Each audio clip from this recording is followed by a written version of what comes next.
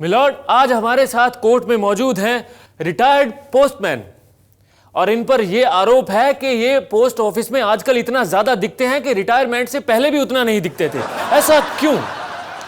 अरे बाबा, वो सरकार का गलती है। मैं सरकार को 1000 बार बोला, लिख के दिया, मेरा पेंशन मेरे हाथ में दो, डाक से मत भेजो, फिर क्या करेगा। देखिए, आप पर यह भी आरोप है कि आप घर की नींद पोस्ट ऑफिस में पूरी करते थे। ऐसा क्यों? अरे बाबा, घर का सब काम मैं पोस्ट ऑफिस में करता था, तो सोने को मिलता था किधर। फिर देखिए, आप पर यह भी आरोप है कि आप अपने काम से बचने के लिए लोगों के खत, लोगों की रजिस्ट्री उनके पते पर पहुंचाने की बजाय कूड़ादान में पहुंचाते थे। ऐसा क्यों? अरे बाबा, वो सब लेटर फालतू रहते थे, उसमें कुछ भी नहीं था, तो काय को साहब लोग को तकलीफ देने का, उनकी बिल्डिंग में जाने का, पहले वॉचमैन को पूछने का, साइन बिन करने का, लिफ्ट पकड़ने का, फिर बेल मारने का। उस समय साहब लोग सोता है, क्या करता है, आराम करता है, काय को किसको डिस्टर्ब करने का। तो इसके लिए वो सारे खत को मैं कूड़ादान में दान करता था। फिर हो, तो इसका मतलब है कि आप लोगों के लेटर्स खोल कर पढ़ते थे। खत लो, बिना खोले पढ़ के बताओ। फिर नमस्कार। आज हमारे बीच पेश हैं योग बाबा जी। हाँ तो बाबा जी, सबसे पहले तो हमें यह बताइए कि आपकी उम्र कितनी है? 350 साल के हैं। ये कैसे मुमकिन हो सकता है? अच्छा, दुष्ट कहीं का। जो टेलीविजन में बा आती है बूढ़ी, वो 175 साल की, वो चलता है तुम लोगों को, उसकी बा है, हम बा है। 350 साल। अच्छा, हमने सुना कि आप खाने का बहुत ज्यादा परहेज करते हैं। तो परहेज ना करें, हम तो उस जगह नहीं जाते हैं जहाँ खाने की व्यवस्था ना हो। वहाँ क्या जाना जहाँ ना हो खाना। अच्छा, आप पर लोगों ने इल्जाम लगाया है कि इल्जाम कौन लगा रहा? तू ही सब सवाल ढूंढ के हमने नहीं लगाए हैं, लोगों ने इल्जाम लगाए हैं। लगाए, बना के आ रहा है नौटंकी। पूछो। लोगों ने इल्जाम लगाए हैं कि आप जो भी आसन है वो बैठे बैठे बताते हैं। ऐसा क्यों? तो खड़े होकर कैसे करें? दुष्ट हम कोई स्टैंड अप कॉमेडियन है? आज हमारे साथ मौजूद हैं अपने इल्जामों की सफाई देने के लिए मशहूर पॉलिटिशियन, एक्टर, कमेंटेटर, क्रिकेटर, यानी कि फुल टर द ग्रेट पिद्दू जी। ओ छा गए गुरु, छा गए गुरु। ओ जिस तरह से पानी की बूंद दरिया में गिरकर मोती बन जाती है, उसी तरह से बाल बाल मिलके चोटी बन जाती है। एक मिनट पिद्दू जी, एक मिनट। अगर आप शुरू हो गए तो हमारी कार्रवाई नहीं शुरू हो पाएगी। आप पर पहला इल्जाम यह है कि आप चुनाव जीतने के बाद अपने क्षेत्र में, यानी कि अपने एरिया में नहीं गए। ऐसा क्यों? ओ छा गया गुरु, छा गया। मैं क्या बादल हूं जो छा गया? ओ यार, फिर भी तू टाइगर है यार, तू छा गया यार। ओ जिस तरह से गुरु, ज्यादा आम खाने से आम का स्वाद नहीं मिलता, ज्यादा ससुराल जाने से भाग्य नहीं खुलता, उसी तरह से चुनाव जीतने के बाद क्षेत्र में घूमने से ज्यादा काम नहीं चलता। आप पर अगला इल्जाम यह है कि आप लाफ्टर शो में कंटेस्टेंट्स के घटिया जोक्स पर हंसने के पैसे लेते थे। क्या यह बात सच है? ओ गुरु, फिर से छा गए गुरु। क्या बात है गुरु, जिस तरह से घोड़े के बच्चे के दांत और दिल से निकली बात एकदम साफ होती है, उसी तरह से मैं सच बोलूंगा गुरु। मैं क्रिकेट में होने की वजह से मुझे फिक्सिंग की ऐसी आदत हो गई है गुरु, जैसे चकोर को चांद की, चोर को डांग की, मुर्गे को बांग की। गुरु, सच्चा इंसान वही होता है जो पर्वत को काट के रास्ता बनाता है गुरु। हीरे की परख सिर्फ जौहरी को होती है। एक मिनट पिद्दू जी, आप पर अगला इल्जाम यह है कि आप अपनी बातों को बहुत लंबा खींचते हैं। ऐसा क्यों? तू फिर से छा गया गुरु, तू फिर से छा गया। ओ गुरु, जब मैं ग्राउंड में होता था तो मेरे शॉट लंबे होते थे, बातें छोटी छोटी होती थी। अब मेरे शॉट बंद हो गए, बातें लंबी हो गई गुरु। सच्चा इंसान वही होता है जो पर्वत को काट के रास्ता बनाता है गुरु। हीरे की परख सिर्फ जौहरी को होती है। डम डिगा मौसम भीगा गुरु। सरकाई लोग खटिया की जाड़ा लगे के पग घुंघरू बांध मीरा नाची थी गुरु। क्या हो गया? चले गए। तू तो पूरा सुन। दोस्तों, आज हमारे साथ है हमारे देश के एक और महान नेताजी। आइए करते हैं उनसे कुछ बातचीत।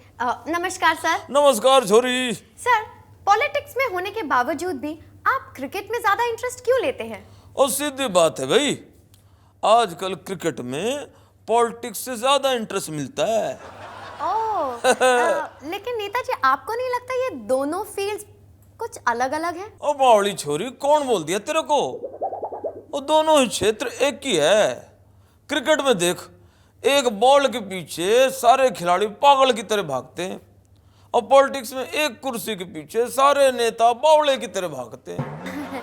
नेताजी, लेकिन क्रिकेट में तो चीयर गर्ल्स भी होती हैं। तो गलत बात मत कर छोरी, तेरे को नॉलेज नहीं है। क्रिकेट में तो सिर्फ चीयर गर्ल्स होती है, पॉलिटिक्स में तो चीयर्स भी होती है और गर्ल्स भी होती है। तेरे को यकीन नहीं होता तो हमारे सहयोगी एमडी तिवारी से पूछ ले, सेम टू सेम है। नेताजी, क्रिकेटर्स के तो बहुत सारे फैंस होते हैं, आपके क्यों नहीं होते? ये सुन तू, क्रिकेटर्स के तो सिर्फ फैंस होते हैं। हमारे तो बंगले में, घर में, दफ्तर में, कार में, यहाँ तक कि टॉयलेट में एसी होते हैं। फैंस तो पुरानी बात है, फैंस तो आउटडेटेड है भाई। दोस्तों, आज हमारे साथ है हमारे देश की एक महान नेता छायावती जी। आइए करते हैं उनसे कुछ बातचीत। स्वागत है आपका छायावती जी। नमस्कार। आपने चुनाव होने से पहले कहा था कि आम जनता आपसे आसानी से मिल सकती है, आप उन्हें कभी भी मना नहीं करेंगी। इसी बात को ध्यान में रखते हुए हमने चौराहे चौराहे पर, गार्डन में, पुल के ऊपर जगह जगह अपनी स्टैचू बनवाई है, जो बिल्कुल मेरी तरह है। और आपको जानकर खुशी होगी कि उसमें भी ये पर्स है, तो इसलिए जनता जब चाहे मुझसे वहाँ जाकर मिल सकती है। छायावती जी, आपने कहा है कि आप महिलाओं के हित के लिए इतिहास बनाएंगी। एक महिला मुख्यमंत्री होकर महिलाओं के लिए कुछ काम ना करना, ये इतिहास नहीं होगा तो और क्या होगा? छायावती जी, आपने कहा था कि आपराधिक छवि वाले लोगों की पार्टियों का आप खात्मा कर देंगी। बिल्कुल।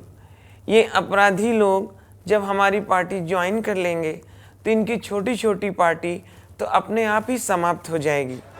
मैं ज़बान की पक्की हूँ, मैं वादे की पक्की हूँ। दोस्तों, आज हमारे साथ है हमारे देश के एक और महान नेताजी। आइए करते हैं उनसे कुछ बातचीत। स्वागत है आपका। हाँ, मेरा भी आपको है। नेताजी, आजकल सड़क पर हर 10 मीटर पर एक गड्ढा है और आप कहते हैं सब ठीक है। भाई, आप गलत समझ रही हैं। वो गति अवरोधक यानी कि स्पीड ब्रेकर्स हैं, बस जरा डिजाइन उल्टा हो गया। नेताजी, गड्ढे इतने बड़े हो गए हैं कि वो गड्ढे नहीं दिखते, वो स्विमिंग पूल लगते हैं। भाई, क्या है कि पहले हमने समंदर को काट के सड़क बनाई, आजकल हम सड़क को काट के समंदर बना रहे हैं। बस सिर्फ इतना है, ये सब मुंबई की भलाई के लिए है। लेकिन नेताजी, मुंबई की इसमें कैसे भलाई हो सकती है? भाई, मुंबई को हम शंघाई नहीं पर वेनिस तो बना ही सकते हैं ना। इसका मतलब है कि पूरी जनता परेशान होती रहे और आप अपनी मनमानी करते रहे। नहीं नहीं, कैसी बातें कर रही हैं? इससे तो लोगों की भलाई होगी, हजारों लोगों को रोजगार मिलेगा। वो कैसे? भाई, अगर इतने बड़े बड़े खड्डे हैं तो लोग एक कोने से दूसरे कोने तक जाएंगे कैसे? तो उसमें हम नाव की व्यवस्था करेंगे, हजारों लोग नाव चलाएंगे, उनको रोजगार मिलेगा। कितना मजा आएगा। आवाजें आएंगी, आइए 10 रुपए 10 रुपए, आइए 10 रुपए 10 रुपए अंधेरी, आइए 5 रुपए 5 रुपए दादर।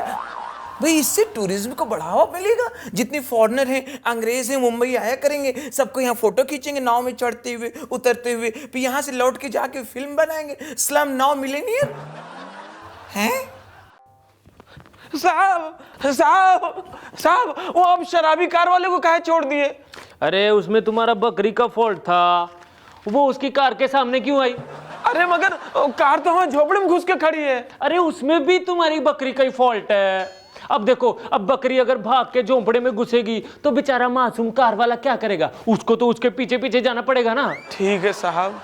साहब, एक बात बता दे, आजकल हम लोग भी जागृत हो गए हैं। अच्छा? हम ऐसे छोड़ेंगे नहीं। हाँ। हम आपके बड़े साहब तक जाएंगे। अरे अरे अरे रुको रे बाबा, ऐसा मत करो। हाँ, अब आगे जमीन पे क्या करे बाबा, अब इसमें से अगर हिस्सा बड़े साहब को देना पड़ेगा तो तकलीफ तो होता है ना। तो सीधे सीधे बताओ, अब हमरा के इंसाफ दोगे कि नहीं?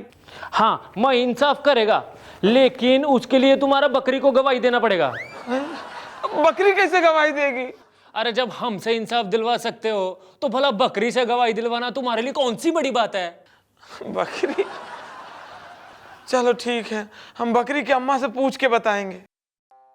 साहब साहब साहब, अरे साहब घोर नरक है साहब, हमारे गांव में 10-10 घंटे बिजली गायब है। अरे वाह, इसका मतलब गांव का विकास हो रहा है। क्या मतलब? अरे भैया, पहले बिजली 20 घंटा जाती थी, अब सिर्फ 10 घंटा जाती है। मगर साहब इससे परेशानी है। अरे भैया, परेशानी नहीं, आसानी है।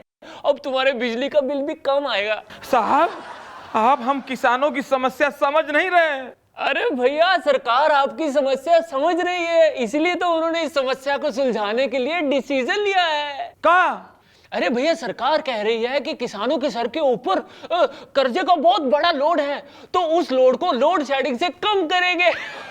अच्छा, मतलब आप हम लोगों का लोड कम कर रहे हैं। हाँ। अरे वाह वाह साहब, जीते रहो, खुश रहो, आपका तरक्की हो जाए। ये क्या कर रहे हो? हम आपका लोड कम कर रहे हैं, मैं पागल समझा? ला भैया, हाँ कपड़ा निकाल दो। हाँ। अरे हमार नहीं। हाँ। अरे तुम्हार नहीं। हाँ। वो जो हम धोवे के लिए दे गए रहे वो। लो। ये हमारे सफेद शर्ट का सत्यानाश कर दिया है। तुमसे 1000 बार कह रहा है कि हमारा सफेद कपड़ा अलग से धोया करो। वही तो किया, आपका सफेद कपड़ा अलग अलग रंगीन कपड़ों के साथ धोया।